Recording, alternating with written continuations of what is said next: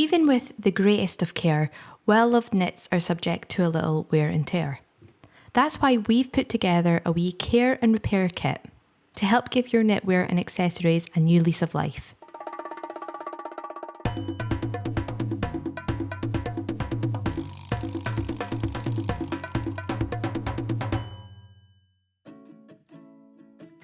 You'll get a wooden defuzzer, 4 knitted lambswool patches, 2 5-metre skeins of lambswool yarn, a darning needle, and it all comes in this handy drawstring pouch. The first signs of ageing on your knitwear are usually little bobbles. Pilling is all part of the natural wear and tear of knitwear. These usually first appear on high friction areas such as under the arm or on the cuffs. But the good news is you can easily remove these by using a wool comb. You'll soon find there's a direction the comb wants to go with the knit. It's also a lot easier if you apply tension with your free hand. You want to keep that comb nice and clean so it's more effective, so just take away any of the bobbles that gather on the comb. I also find it a lot easier if there is a bit of padding under the item that you're combing.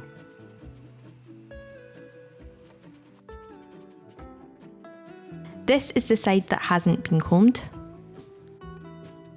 and this is the side that has. Just look at the difference. It's like a whole new jumper. Let's just say this is one of the easiest ways to take care of your knitwear. Another way to care for any knitted items is to use duplicate stitch to strengthen any worn areas. You can see here there has been a small snag.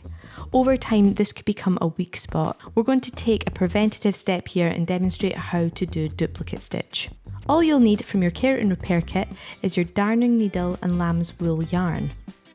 Personally, I like to use an embroidery hoop to keep the tension on the knitwear. You can use an embroidery hoop, a darning mushroom, and if you don't have any of these, you can simply use a tennis ball or even an orange.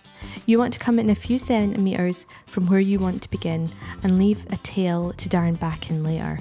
Then you just follow the path of the original knit stitch with your darning needle and yarn.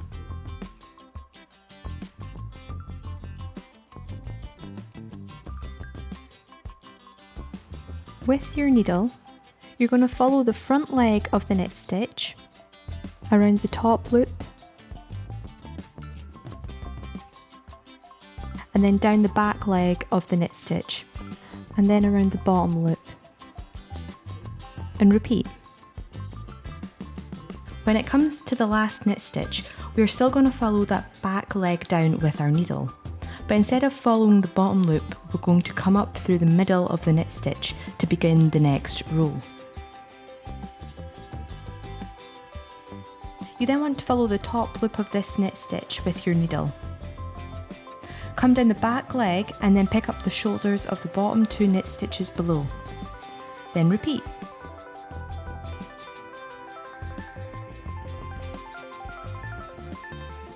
I'm using yellow here, so it will be a visible mend, but you can use a similar colour if you want to try and make it a near invisible mend, just like what I've done here.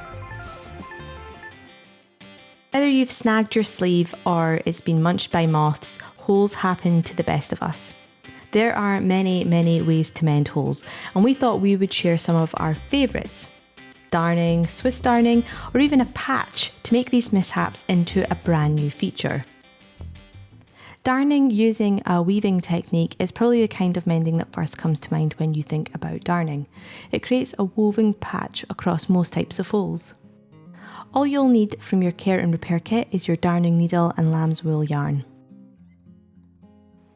First off, create tension using whatever method you find suits you best.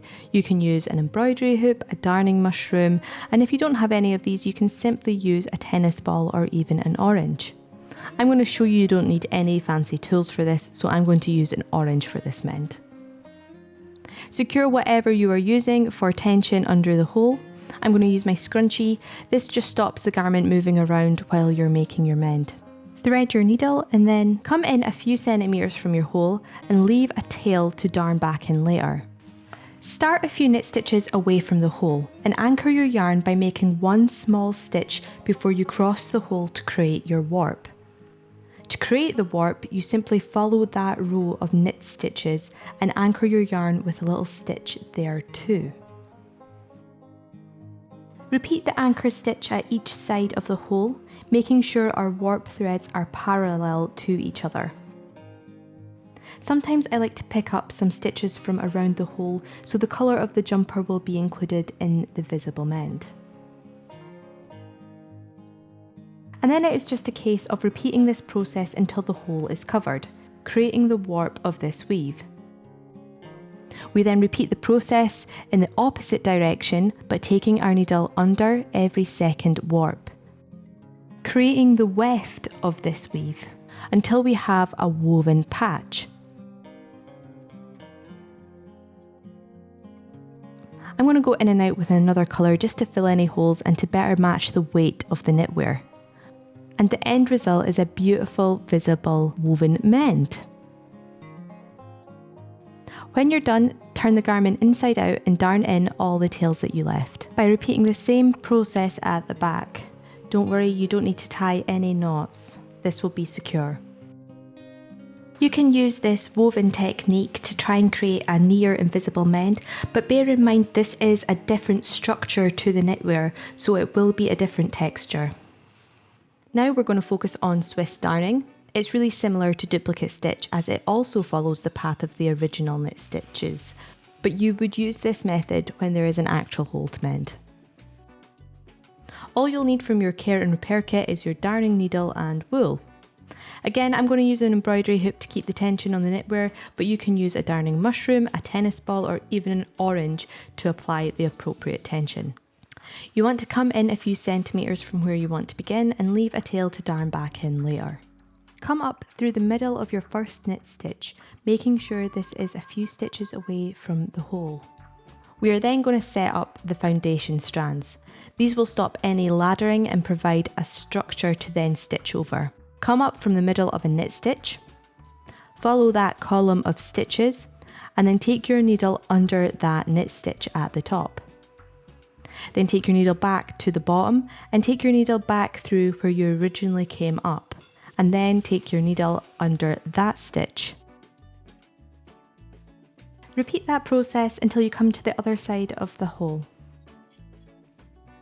Notice, unlike when darning using the weaving technique, these threads are not supposed to be parallel, but a little more zigzagged. For the first row, we're going to do duplicate stitch. This will just anchor the repair to the jumper.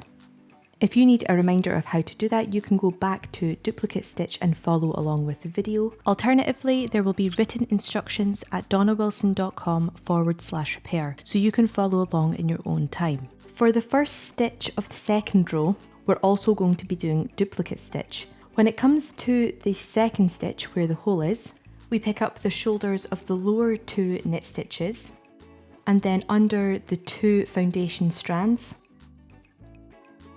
then picking up the shoulders of the lower two knit stitches. This is the Swiss darning technique, which allows you to create a knitted structure over the hole. And repeat.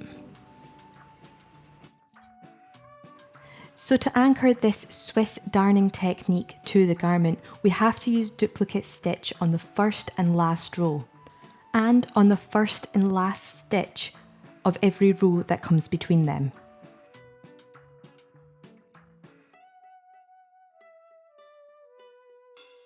And the results are a lovely visible mend that match the structure of the original knitwear. Again, you can choose a similar colour and thickness of yarn to make a near invisible mend, or a yarn in a whole other colour to make a visible mend. One of our favourite ways to mend is to use a patch. We have lots of spare bits of felted wool from all of our woolly creations, so why not use them to make a whole new feature? You'll need your darning needle, wool patches, and yarn from your care and repair kit. Cut your patches to whatever size or shape you feel works. We would always suggest mending any holes before sewing on a patch to make sure they don't get any worse or ladder. When you are happy with the placement of your patches, you're ready to sew them in place. Stitch into the same spot a couple of times to secure the yarn. Then every few millimeters pick up a stitch from the jumper and then the patch. Slip your needle under the loop created and repeat. This is called blanket stitch.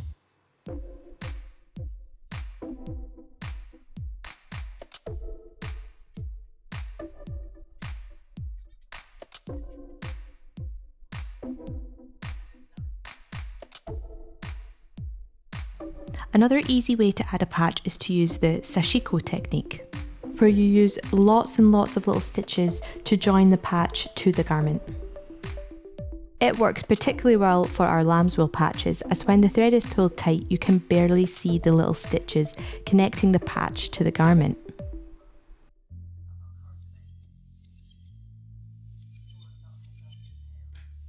You can see on this fox scarf, this is a nearly invisible mend using this technique.